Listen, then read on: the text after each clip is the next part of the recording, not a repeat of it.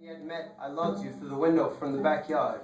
One time when you were 5, you hugged me after autumn and stripped me of my leaves. We used to talk then, back when you could still hear me.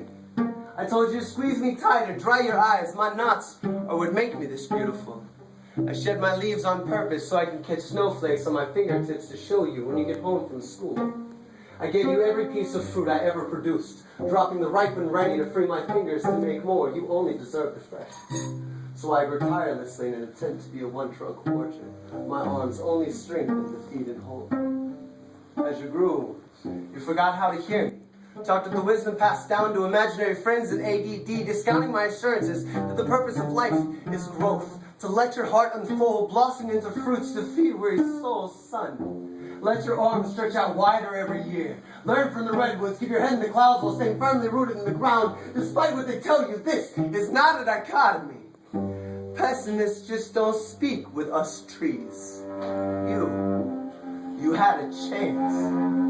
When you were 15, you lost your virginity beneath my shade. After seducing your first love at a picnic, I treated you both with blushing apples and kept secrets. A week away from graduation, you came home bearing these shoulder boulders the school books just couldn't compete with. I smiled from the roots up when you climbed my trunk teary-eyed for the first time since you'd gotten too cool for us to talk. When you threw that rope over my arm, I thought you were finally going to put that old tire to good use. So I flexed my fibers as you tied all 13 knots.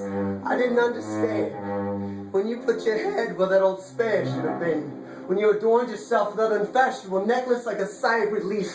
You slipped through my fingers faster than I could catch you. Writhing and kicking, I shed my leaves like clouds shed tears, trying to mound at your feet. I screamed, just reach.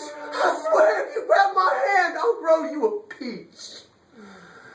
Anything to not have this memory burned into me. If I could have self-immolated, my starburst would have put monks to shame. I let go of the ground, tried to topple like Babel, but Mother Earth would release my feet enough for yours to touch, as deep as I've fallen for you. I couldn't fall for you.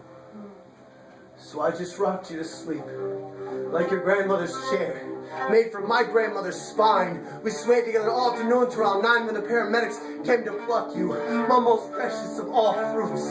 I'll carve your name in this year's rain. Next August, my apples will come out salty and seedless.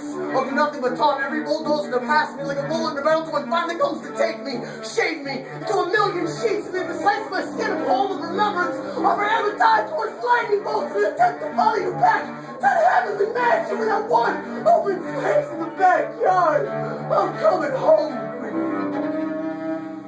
you, my boy. My boy.